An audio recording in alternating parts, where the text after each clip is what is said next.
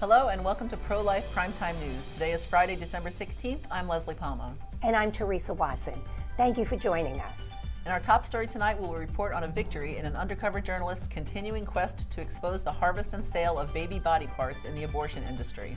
Leslie and I will talk to Mark Dixon, the architect of the Sanctuary Cities of the Unborn movement. Priests for Life has joined nearly 50 pro-life groups in trying to put a halt on a Biden administration plan to turn VA hospitals into abortion businesses. I will discuss this and other stories in Abortion in the News. Is euthanasia a solution for poverty in Canada? We will have Alex Schadenberg with the Euthanasia Prevention Coalition shed some light on this disturbing trend in Canada. If the 2024 presidential election were held today, who would win? Teresa has this and all of the political news that occurred this week. Does fatherhood affect men's brains? Be sure to stay till the end when our guest Brad Mattis shares some amazing new research. The Center for Medical Progress, which in 2015 exposed the harvest and sale of baby body parts in the abortion industry, has won a battle with the University of Washington. Center founder and president David Daleiden was sued in 2016 by the university and individuals from Planned Parenthood to prevent him from obtaining university records for its taxpayer-funded experiments on aborted babies. The university has now agreed to a settlement that calls for it to make available extensive records concerning its harvesting, use, and distribution of aborted fetuses and their organs and tissues from 2010 to the present. The university also will pay $30,000 in attorney fees to Daleiden's legal team. The University of Washington for more than 50 years has operated the Birth Defects Research Laboratory, a center funded by the National Institutes of Health that harvests and distributes aborted fetal organs and tissues. Like many university hubs for fetal experimentation, the university also hosts Planned Parenthood's abortion training program called the Fellowship in Complex Family Planning. Since 2015, Planned Parenthood has heralded the University of Washington program as its gold standard for supplying baby body parts for government-sponsored experiments. Daleiden's public records request sought documentation and communications concerning the relationship between Planned Parenthood and the university, the approval of fetal experimentation projects, the volume of business and kinds of fetal organs harvested and distributed at the Birth Defects Lab, and NIH involvement in fetal experimentation at the university. Those records will now be made available. The public has the right to know how the government experiments on the vulnerable, Daleiden said in a tweet. And I believe every one of our lives deserves to be given a chance before birth and after, and not discarded as someone else's commercial or scientific commodity. Mark Dixon is the head of Right to Life of East Texas and the architect of the Sanctuary Cities for the Unborn movement. Elected officials in 60 cities in 4 states have declared that abortion will not take place within their borders. We've invited Mark on to catch us up with what's been happening in recent weeks. Hi, Mark. Howdy. Mark, on your website, I saw that 9 cities approved the sanctuary designation on Election Day. Is that correct? Yes, ma'am. That must have been a record day for you, all 9 at once. It was a good day. I was disappointed we lost one. We lost one. We had 10 on the ballot, and one of them did not succeed, and so that hurt. But we did win the majority, 9 out of 10. And in that one that we lost, we're far from done in that city. Well, the town of Clovis, New Mexico, tabled a vote on the designation, but the day before Election Day. Hobbs, New Mexico passed the sanctuary city ordinance. Is it significant to have a sanctuary city in such an abortion-friendly area? Well, actually, Clovis had tabled it on the 3rd, and the city in New Mexico that voted the day before Election Day actually passed it, and that was Hobbs, New Mexico. Mm-hmm. And so we're doing a whole lot in New Mexico. It's hard to keep up with at times, but we're seeing such a great groundswell of support from people that don't want abortion in their community. New Mexico really is pro-life, and I'm just loving seeing the energy in New Mexico. And I want the whole world to know that, they don't need to believe what they're hearing in the the news at times about New Mexico being a lost cause. No, there are people willing to stand up and fight for their state. And New Mexico is a state that very much is pro-life. Bellevue, Nebraska is working on adopting a sanctuary city ordinance, but it's getting some pushback from abortion extremists. Tell us about the notes that were left at 2 churches there. Well, so there was a note left at a student center on the campus, University of Nebraska at Omaha. And then there was a note left at a church, both threatening to shoot people if the Bellevue ordinance passes. And of course, the group that signed it was a group known as Jane's Revenge. And so they don't like the idea of Bellevue becoming a sanctuary city for the unborn. Yeah, well, obviously, Mark, if pro-lifers want to start the process to get their town or city to become part of the sanctuary movement, how do they go about doing that? My encouragement is for them to sign the online petition we have at sanctuarycitiesfortheunborn.com. And the reason we want them to sign the online petition is that helps us understand what we're walking into. We want as many signatures in an area possible before we move into that area. And I'll tell you something, we're seeing more signatures come in from states like California and states like Florida than we're seeing in other states. And so this is something that can happen all over America, and it needs to. We need to see sanctuary cities for the unborn in California. And I really believe firmly that there's no state in America that we cannot do this in. Well, that's fantastic. And I want to thank you so much for joining us, because I know you have a crazy travel schedule, but we really wanted our viewers to know about this movement and how they can be a part of it, because it's a powerful way to save lives. Thanks for your work. Thank you. Thanks for joining, Mark. Stay well. Will do. Bye. Priests for Life is part of a coalition of nearly 50 pro-life groups asking members of the House and Senate to halt a Biden administration plan to turn Veterans Affairs hospitals into abortion businesses. For 30 years, the VA has been prohibited by law from using taxpayer dollars for abortion. In September, the Biden administration ignored this long-standing prohibition and issued a new rule that funds abortion for undefined health reasons for female veterans.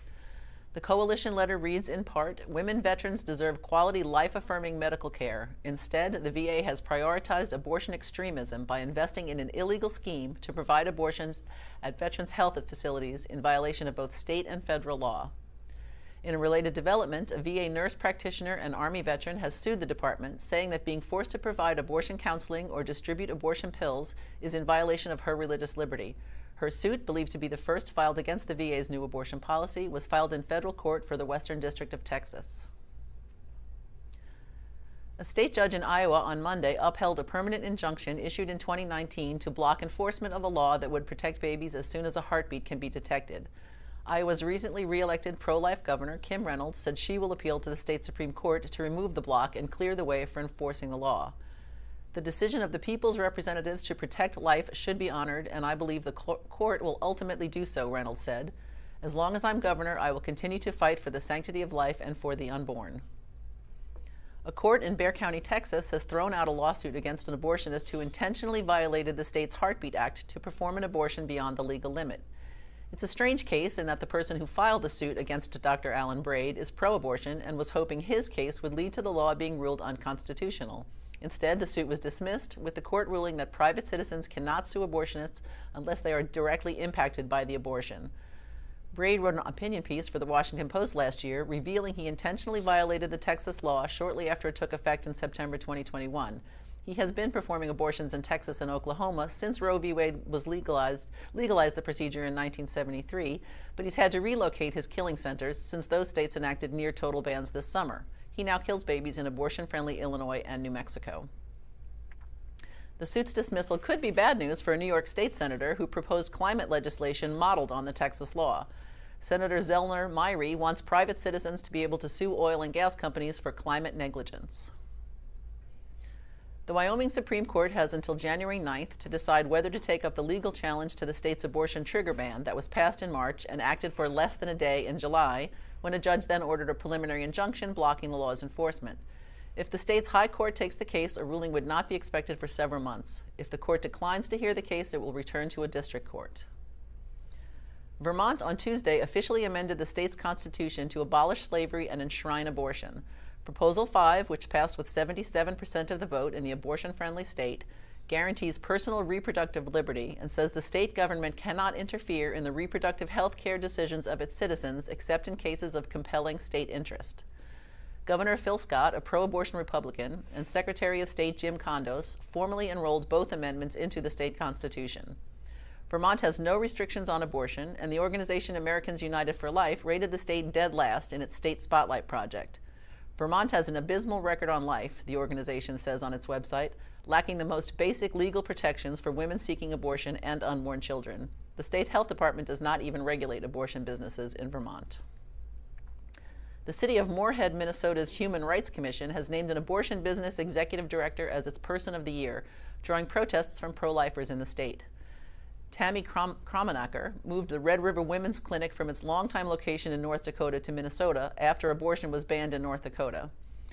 Brian Gibson, executive director of Pro-Life Action Ministries in Minnesota, called the honor for Kromenacher a disgusting betrayal of the commission's very name, and he asked, how can a committee of people who claim to stand for human rights ignore half of 2 humans involved in an abortion? Despite booming business in her new location, the abortion provider is continuing a lawsuit that seeks to overturn the North Dakota law, which has been blocked as the suit continues. And that's Abortion in the News. Last month, we reported on Roger Foley, a Canadian man who was being encouraged by the staff at Victoria Hospital to end his life since he was unable to pay for his health care. It appears that Canada is getting a little too comfortable killing people for reasons other than those nearing death due to terminal illnesses. To discuss Mr. Foley's case, as well as the many other reasons people in Canada are asking for assisted suicide, we have back with us tonight Alex Schadenberg, the Executive Director of the Euthanasia Prevention Coalition. Welcome back to the show, Alex.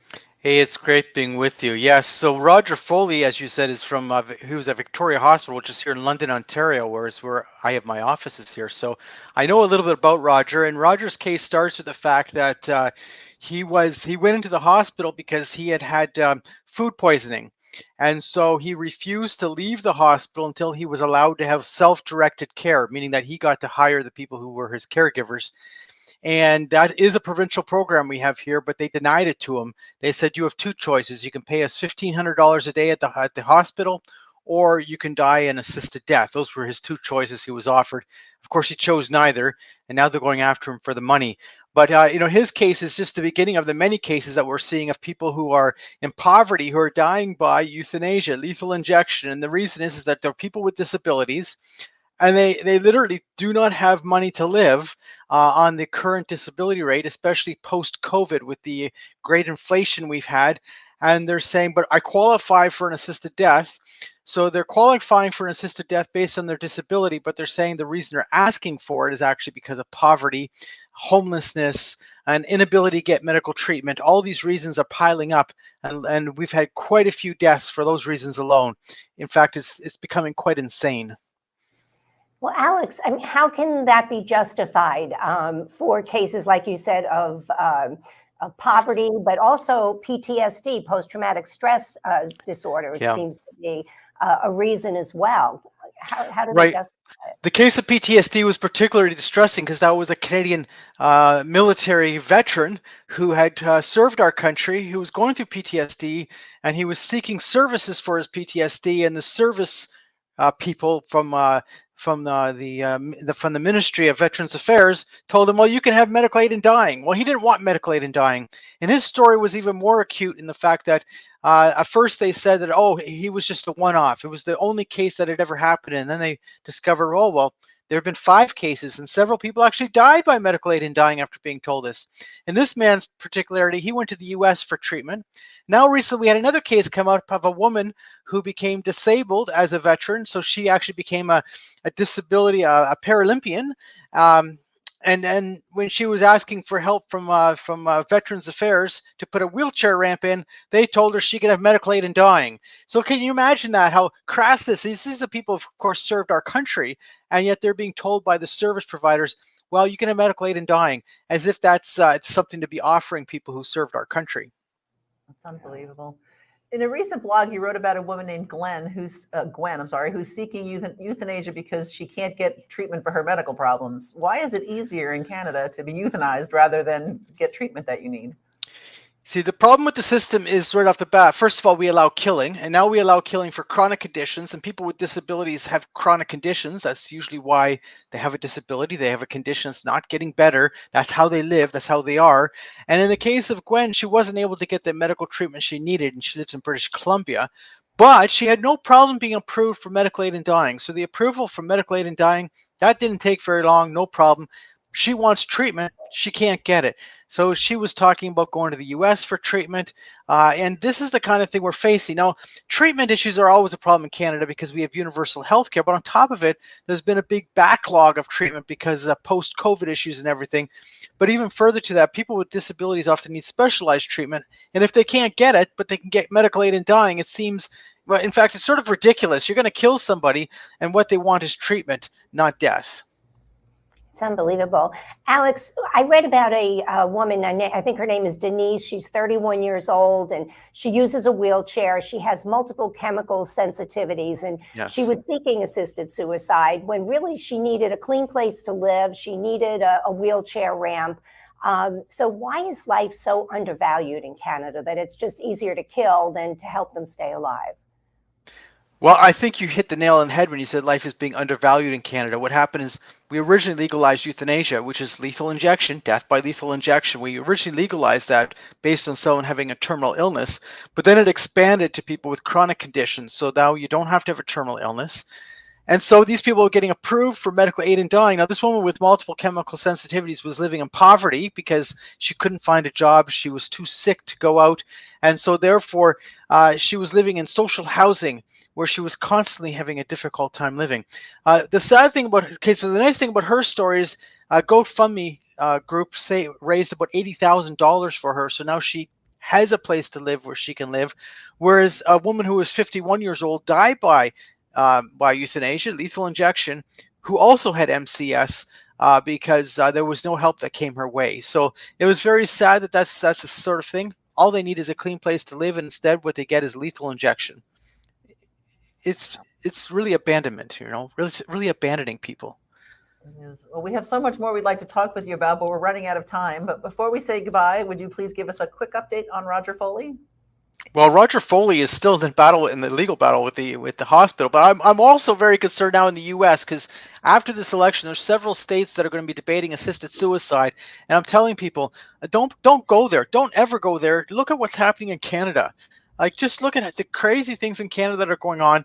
Please do not be so crazy as to legalize assisted suicide, let's say in Massachusetts and in Minnesota and all these states where they're debating it right now, or where they're going to be debating it soon. Just don't go there. That's a crazy idea to be involved with killing people. Well, Alex, thank you so much for taking the time to discuss this disturbing trend in Canada that seems to be coming over the border to the U.S. as well. So thank you. Thank you so much for having me on. If the presidential election were held today, Ron DeSantis would be leading the potential 2024 matchup between he and Joe Biden. Although neither Biden nor the Florida governor are official candidates for the presidential race, the assumption is that both are running along with Donald Trump and other Republican presidential hopefuls. The survey from the Suffolk University and USA Today shows DeSantis would edge Biden 46.6% to 42.7%, with the pro-life governor leading the pro-abortion Democrat.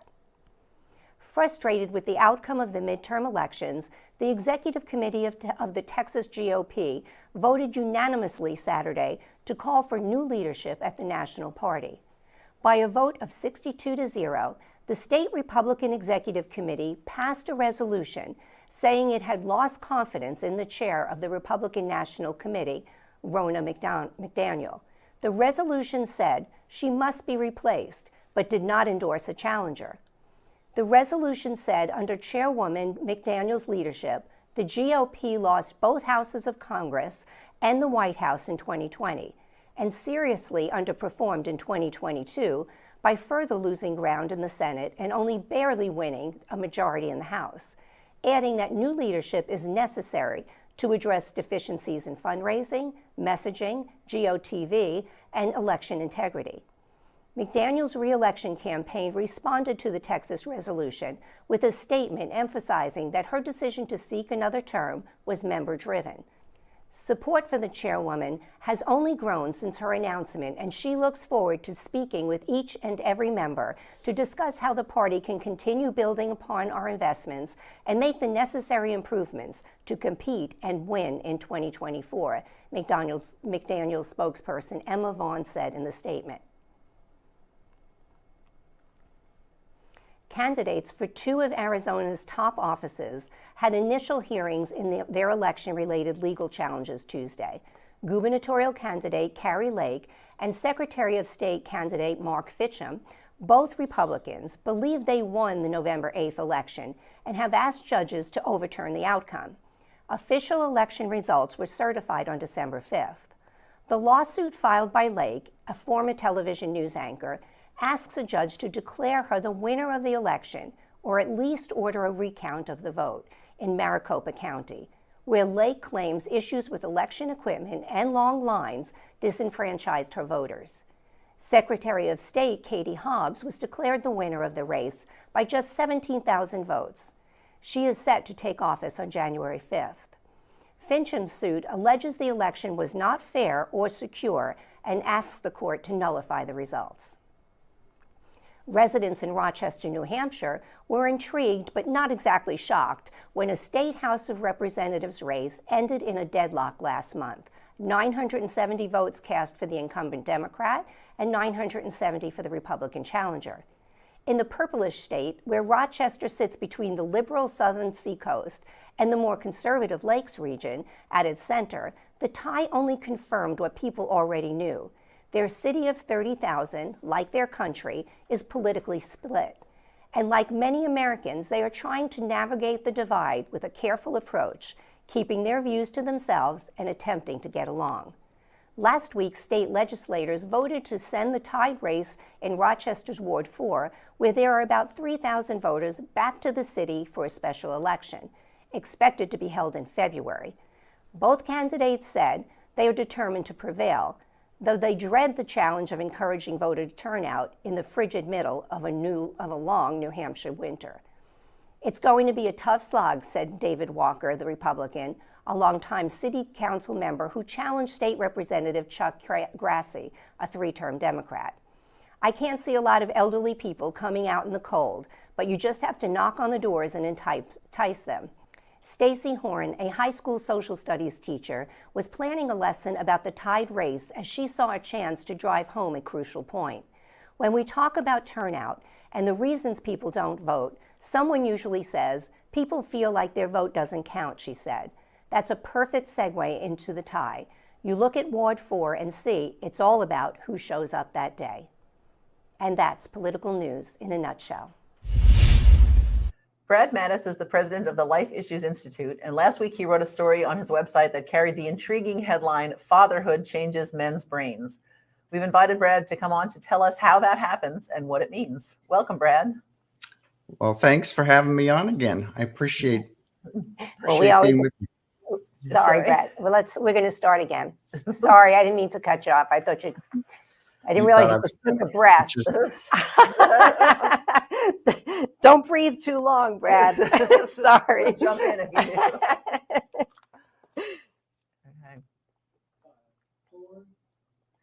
Brad Mattis is the president of the Life Issues Institute, and last week he wrote a story on his website that carried the intriguing headline, "Fatherhood Changes Men's Brains."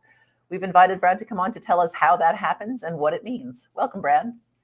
Thanks for having me on. I always enjoy being on with you guys.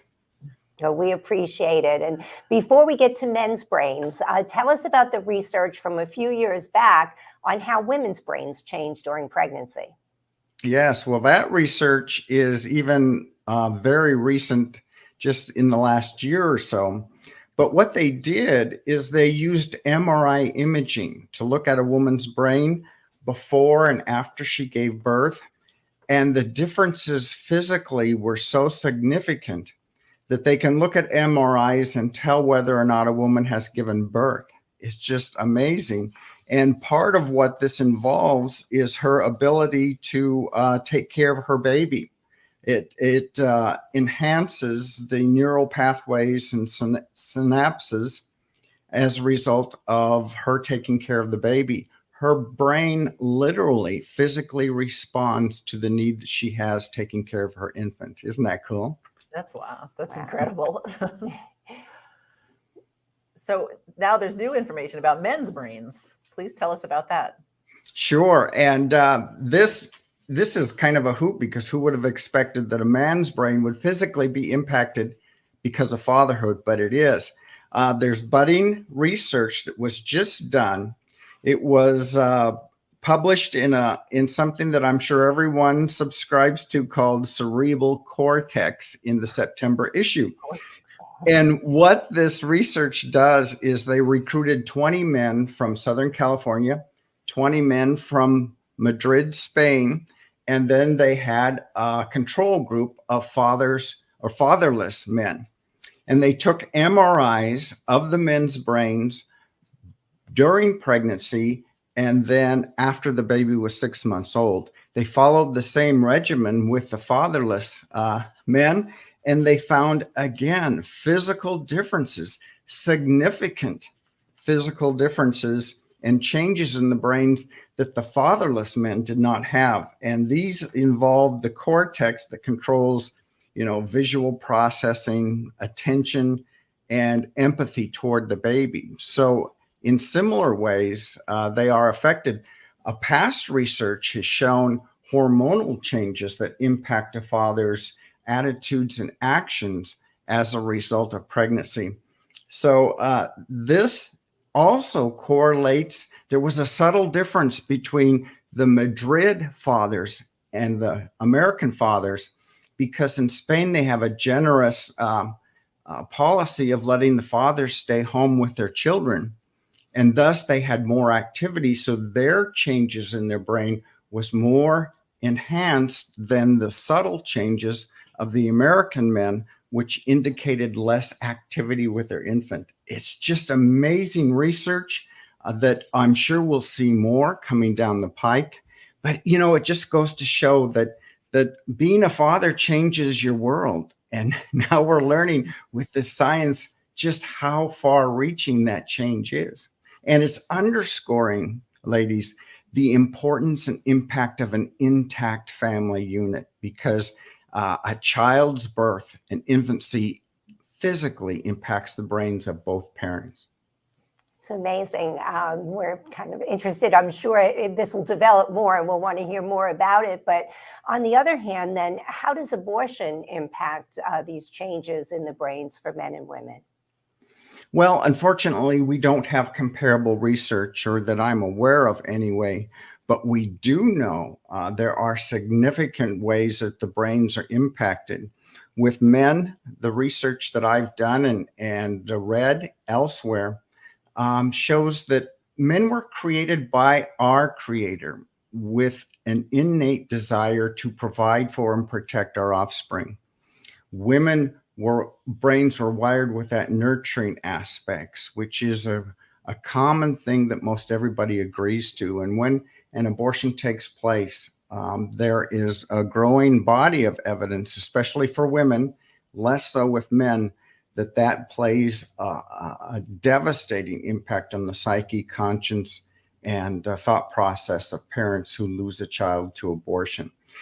Just as they lose a child to abortion, is the same type of emotion and issues that they go through if they lost a child in infancy, in toddler, or even teenage years.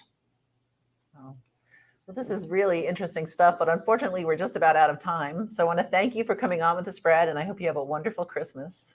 Merry Christmas to you. Thank you, Brad. Bye. Thank you so much for joining us on Pro-Life Primetime News, produced at Priest for Life headquarters in Titusville, Florida. We hope you will join us for our upcoming special shows. On December 23rd, we will have a special Christmas show. Be sure to join us on the 30th for the Year in Review. Both will be at our regular time of 9 p.m. Eastern Time. We hope you will support this show and all of our broadcasts, including Just Ask Janet, our daily masses, and Father Frank's broadcasts, by making a donation to prolifegift.org. These donations help fund all of our work here at Priests for Life, which enables us to continue educating, equipping, and activating the pro-life community to end abortion. Do you have an idea for a story for us? Are you someone whose baby was saved because of the help of a sidewalk counselor? Would you like to expose something in the abortion industry? Then please email us at media@priestsforlife.org. I'm Leslie Palma, Communications Director. And I'm Teresa Watson, Executive Manager. Remember, life is the only choice.